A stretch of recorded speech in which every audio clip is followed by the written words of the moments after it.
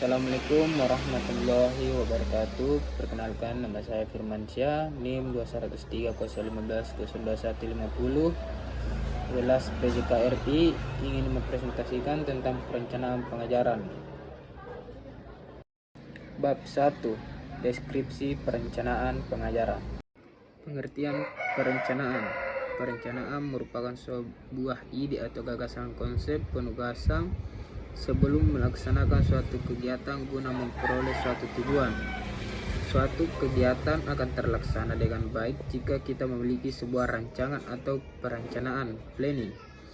Dengan adanya perencanaan, pekerjaan yang akan dilaksanakan tentu berbuah hasil yang baik. Menurut Neumann, perencanaan adalah menentukan apa yang akan dilakukan. Perencanaan mengandung rangkaian-rangkaian putusan yang luas dan penjelasan-penjelasan dari tujuan, penentuan kebijakan, penentuan program, penentuan metode-metode dan prosedur tertentu, dan penentuan kegiatan berdasarkan jadwal sehari-hari.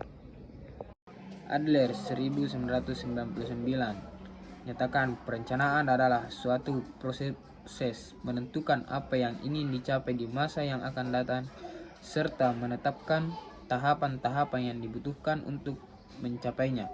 Dengan demikian, suatu kegiatan atau rencana apapun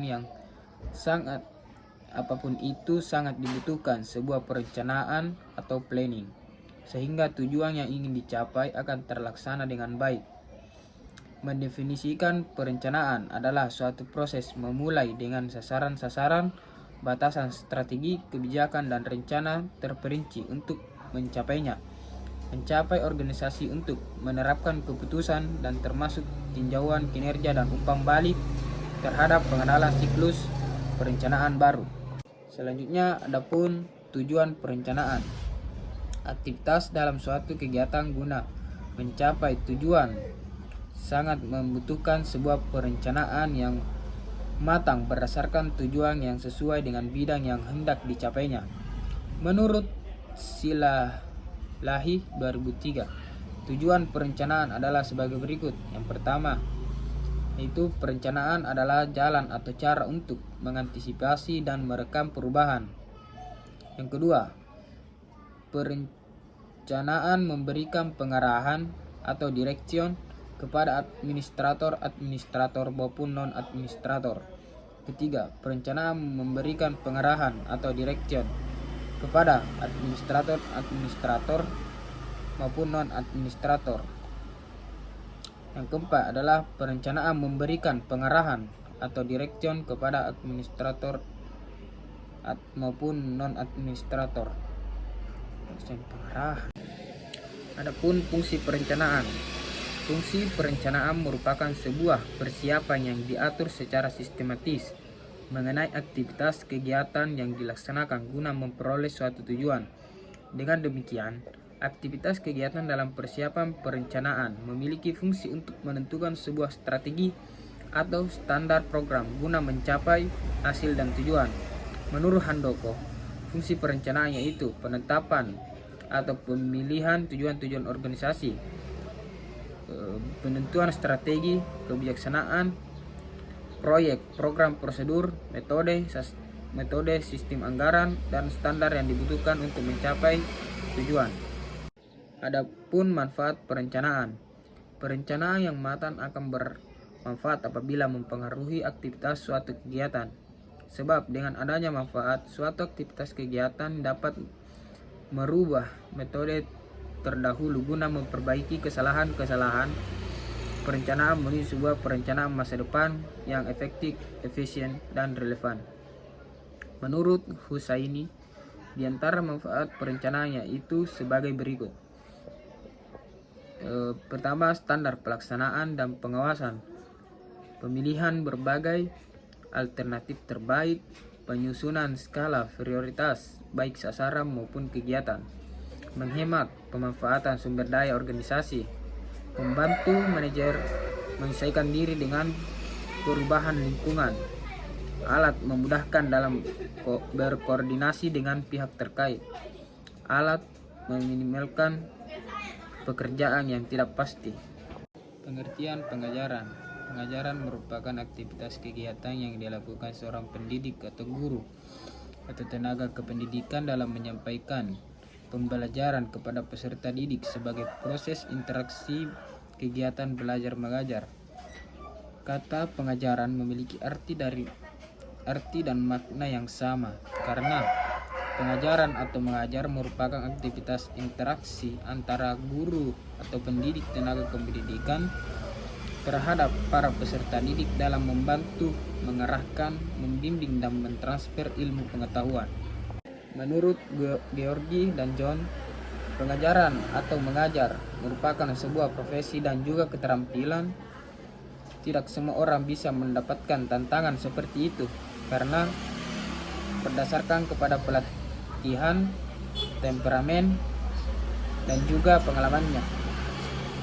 Majid mendefinisikan pengajaran adalah suatu cara bagaimana mempersiapkan pengalaman belajar bagi peserta didik. Dengan kata lain, pengajaran adalah suatu proses yang dilakukan oleh para guru dalam membimbing, membantu, dan mengarahkan peserta didik untuk memiliki pengalaman belajar. Ada pula tujuan pengajaran. Tujuan pengajaran, proses kegiatan pengajaran terjadi akibat interaksi antara seorang guru, pendidik, atau tenaga pendidikan sebagai penyampai materi pembelajaran atau ilmu dan pengetahuan dengan peserta didik atau peserta didik sebagai penerima materi bahan ajar. Dengan demikian pengajaran memiliki tujuan dalam proses belajar mengajar. Berikut beberapa tujuan pengajaran yang dapat saya kemukakan berdasarkan peran seorang pendidik atau tenaga kependidikan. Dan antaranya itu, pertama, mengetahui arah proses kegiatan belajar peserta didik. Yang kedua itu, merencanakan materi atau bahan ajar bagi peserta didik. Yang ketiga, memberikan metode dan strategi belajar bagi peserta didik. Keempat, menciptakan lingkungan belajar yang efektif, efisien, terukur, dan terarah.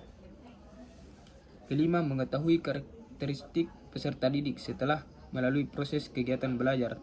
Dan yang terakhir itu meningkatkan mindset atau pola pikir belajar peserta didik.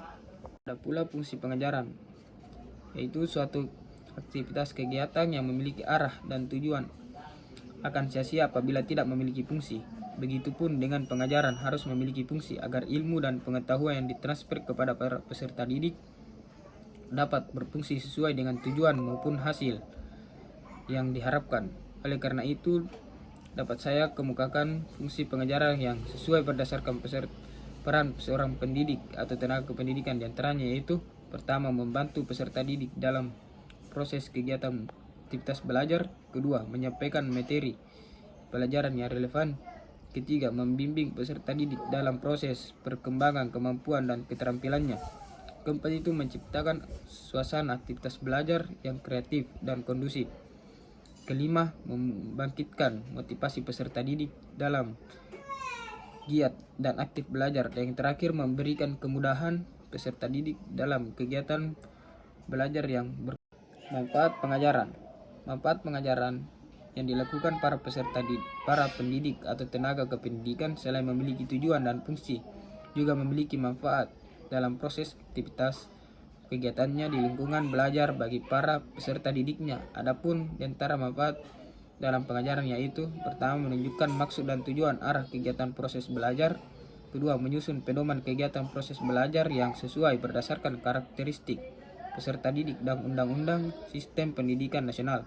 Yang ketiga, adanya alat ukur dalam menilai keefektifan dan keefisienan kegiatan belajar peserta didik. Kesimpulan dari perencanaan pengajaran adalah aktivitas kegiatan pendidik atau tenaga kependidikan dengan para peserta didik melalui kegiatan proses belajar mengajar dalam lingkungan satuan pendidikan maupun lembaga pendidikan yang telah direncanakan berdasarkan petunjuk dan sistem instruksional sintaks dalam memperoleh hasil evaluasi dan tujuan pembelajaran.